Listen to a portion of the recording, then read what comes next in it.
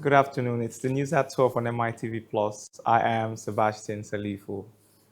Vice President Kashim Shettima has called on public relations practitioners to simplify and clearly communicate government reforms to Nigerians as part of efforts to build trust and drive policy success. State House correspondent Folashade Abdulsalami reports. The Vice President Kashim Shettima has stated that effective communication is key to success of government policies, especially under the administration of President Bola Tinubu. Speaking at the 2026 Nigerian Institute of Public Relations Week in Kaduna, Shettima urged practitioners to translate policies into messages that resonate with citizens, warning that purely communicated reforms often breed distrust and resistance. The Vice President highlighted ongoing efforts by the Tinubu administration to tackle food insecurity, including the deployment of 2,000 tractors, a 100 billion naira agricultural fund, expansion of dry season farming, and targeted subsidies for farmers. Shettima stressed that these initiatives must deliver tangible results at the household level to be considered successful. Managing uncertainty and sustaining reform. We must communicate not only what we are doing, but why we are doing it, how we serve the public good, and what place the citizen occupies in the success of that area. Governance cannot afford to be distant. Policy cannot afford to be opaque. Leadership cannot afford to speak a language the people no longer understand. I urge the Nigerian Institute of Public Relations to continue to elevate the standards of this noble profession and to insist on ethics, professionalism, and evidence-based practice. On the sidelines of the event, Shettima commissioned the newly constructed Brigadier Abba Kyari Banquet Hall at the Kaduna Government House, describing it as a symbol of governance and institutional development. Kaduna State Governor Uba Sani reaffirmed his administration's commitment to boosting agriculture through increased funding, while stakeholders at the event emphasized the importance of food security to national stability. It is through this such collaboration that aspiration is translated into tangible progress. As we commission this landmark facility, we reaffirm our commitment to excellence, openness, and inclusive development. This banquet hall will serve as a space where ideas converge, partnership approach, and the future of our state and nation is shaped. It will stand not only as a venue for gatherings, but as a lasting symbol of what purposeful governance can achieve. Vice President, however, commended public relations professionals for their role in nation building, urging them to uphold ethics and professionalism in shaping public perception of government policies. Folashade Abdulsalami, MITV Plus News.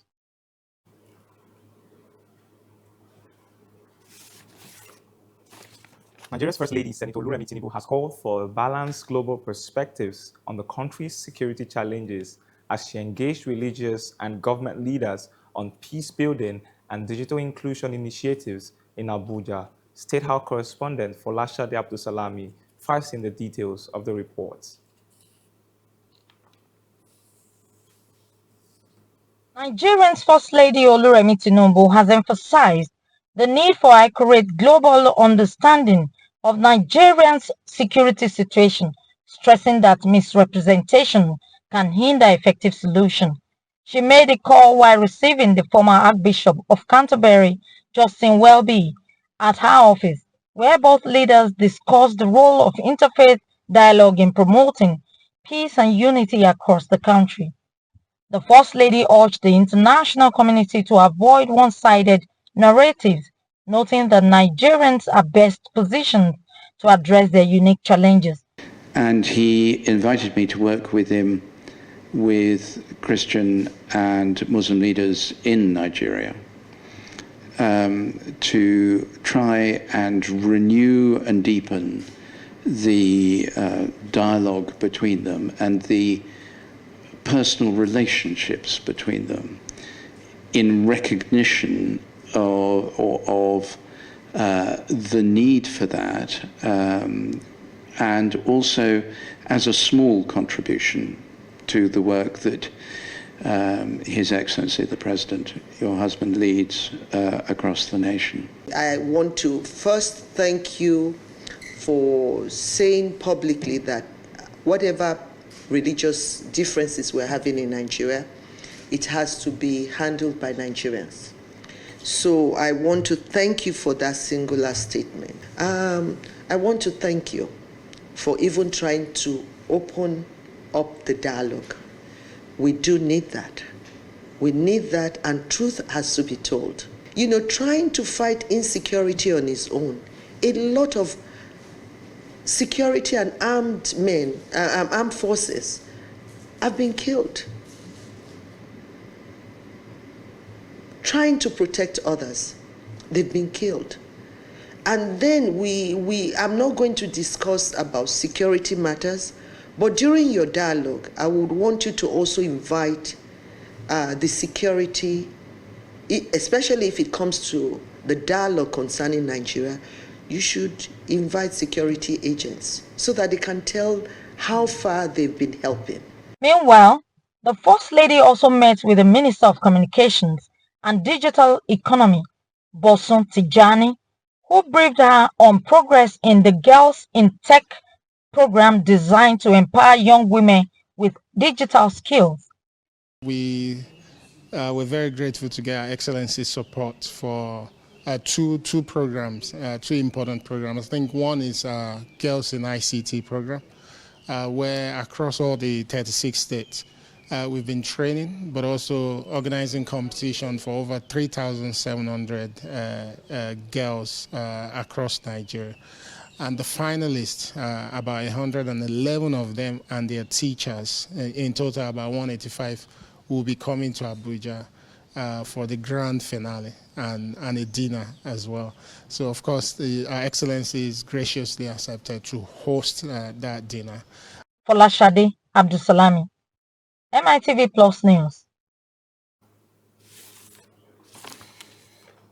The Minister of Aviation and Aerospace Development, Festus Keyamo, on Wednesday disclosed key federal government interventions aimed at reducing the financial pressure on airlines following rising concerns over the cost of Jet A1 fuel and the threat of service disruptions in the aviation sector. The minister made the disclosure after hours of meeting with a delegation from the Federal Ministry of Petroleum Resources, airline operators, and oil marketers, among other stakeholders. The meeting was convened in response to the sharp increase in aviation fuel prices, which operators say has become unsustainable. Keyamo stated that the President Bola Ahmed Tinubu has approved a generous discount on certain outstanding fees owed to the federal government by airline operators. He explained that the decision is part of efforts to provide immediate relief to the sector and prevent a breakdown in air transport services.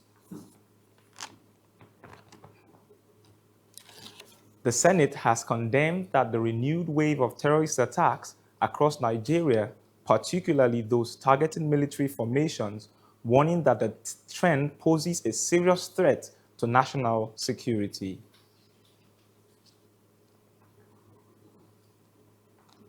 The Senate has raised alarm over the resurgence of terrorism attacks in parts of the country, describing the development as a major threat to peace and stability.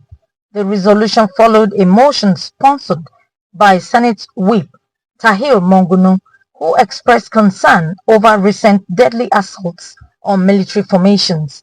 Lawmakers during deliberations on Wednesday called for urgent and decisive actions to curb the growing insecurity. Senator Aline Dume further stressed the need for comprehensive strategies to address the situation, while Senate Majority Leader Abba Moro highlighted recent killings in Benue South and urged immediate government interventions.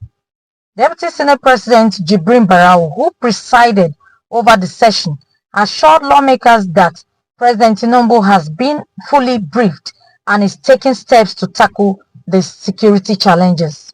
The Senate notes with deep concern the recent attacks on military formation leading to casualties among troops, including Brigadier General Husseini Brahimo, Colonel Mohamed Isaya, Captain A.M. Ismat, Lieutenant Kelvin Pestuns, and 13 other soldiers. Aware that these recurring attacks on Monguno, a strategic garrison town, and Benishek, a key town along Damaturu-Maiduguri Highway, demonstrate a deliberate attempt by insurgents to undermine military operations and disrupt humanitarian and commercial access routes. I am Senator Ali Ndume, representing Borno South. Mr. President, the Chief Whip has said it all, and the motion also confirms what we are going through in the Northeast.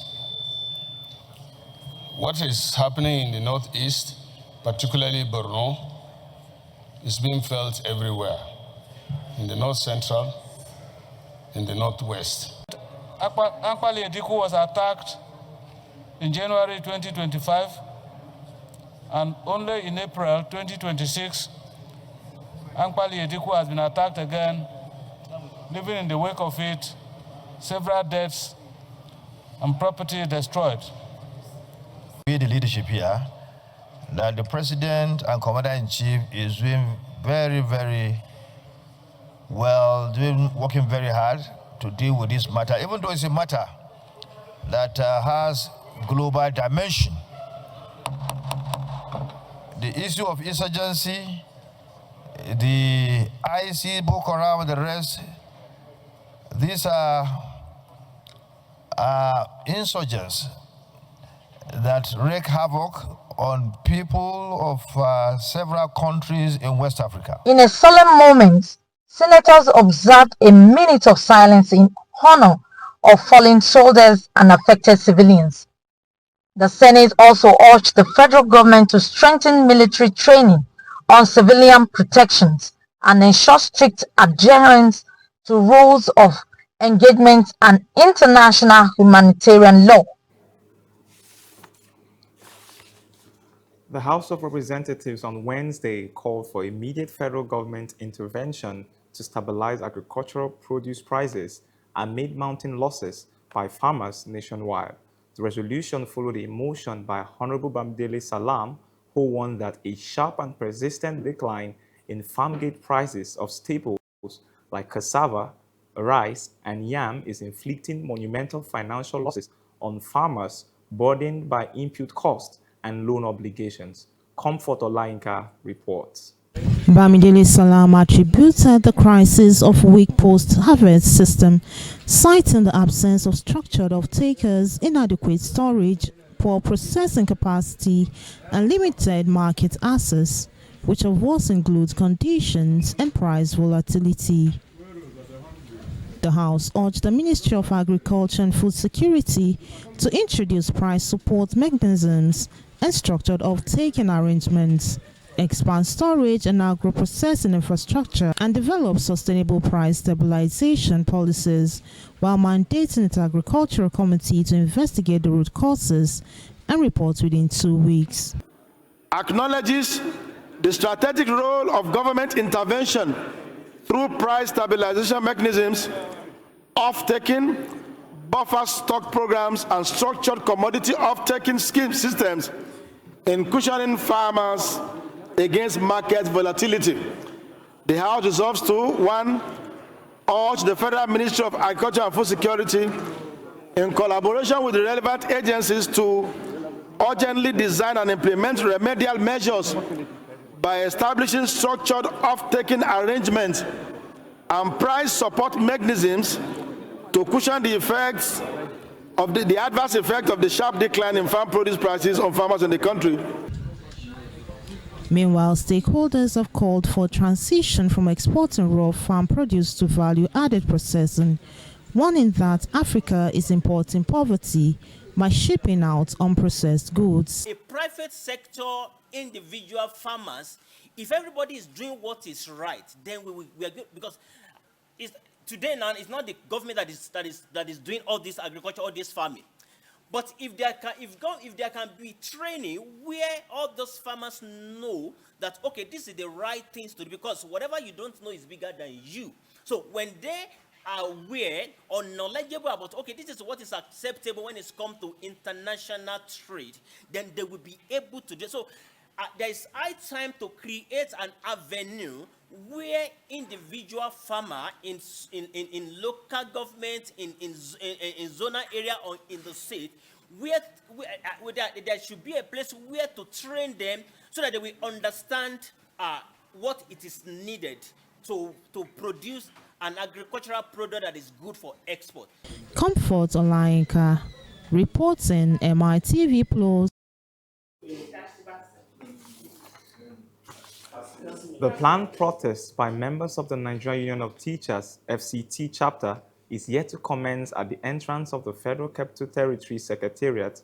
However, there is a high presence of security operatives stationed just across the entrance from the FCTA headquarters.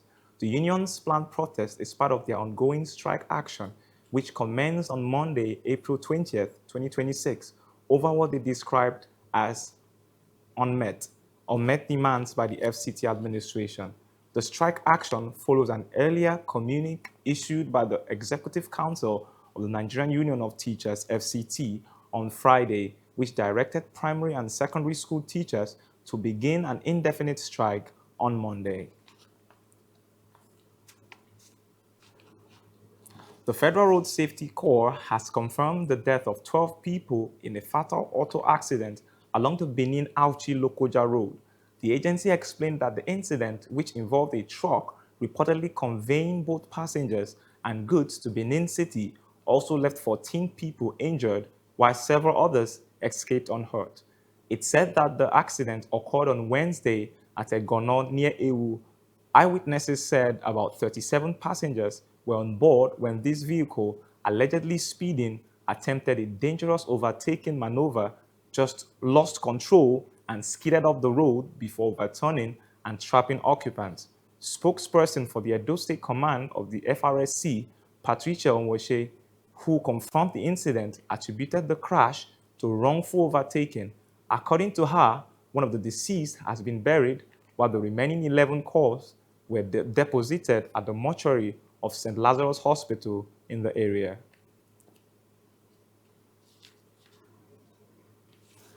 Now on business news, Microsoft will invest $18 billion in Australia over the next 3 years, upgrading government cyber defense tools and supercomputers used for artificial intelligence. The company said on Thursday. Microsoft Chief Executive Satya Nadella said it was the US-based firm's largest ever investment in Australia. It follows a $3 billion investment Microsoft announced in 2023 to build a string of data centers across Australia. The investment would be used to upgrade supercomputers used to churn through massive data sets, powering the development of artificial intelligence. Microsoft is also working with the Australian government to bolster its cybersecurity. Oil prices jumped 4% on Thursday after Iran vowed not to reopen the Strait of Hormuz so long as a U.S. naval blockade remained in place despite a ceasefire extension. At around 0025 GMT, the benchmark U.S. oil contract, West Texas Intermediate, climbed 4.06% to $96.73 per barrel.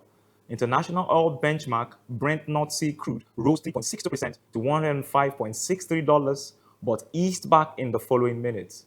Oil prices have soared since Israel and the United States attacked Iran on February 28, and they have kept inching up due to the uncertainty over whether war will resume.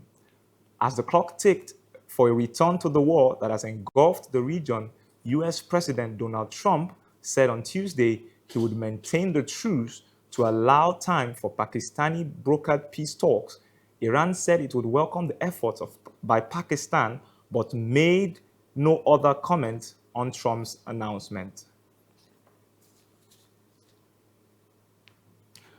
Ukraine says it has resumed pumping Russia oil through a pipeline into Hungary and Slovakia, bringing to an end months of deadlock over a £19 billion loan seen as vital European Union support for Kiev. Soon afterwards, EU ambassadors meeting in Brussels gave preliminary approval to the loan, as well as a 20th package of sanctions on Russia, officials said. It is now expected to be signed off on Thursday. Although the funding was agreed last December, Hungary's Viktor Orban slapped a veto on the payment in February after Ukraine said damage caused by a Russian attack had brought supplies to a halt. Ukrainian oil and government sources told officials in Hungary and Slovakia that pumping had restarted hours after the EU ambassadors began discussing the loan. That concludes the news at 12 on MITV Plus. Please follow us on our social media platforms. It's at MITV Plus on Facebook, at MITV Plus _NG on Instagram, TikTok, and X. You can also watch our programs live on YouTube at MITV Plus _NG. I am Sebastian Salifu. Good afternoon.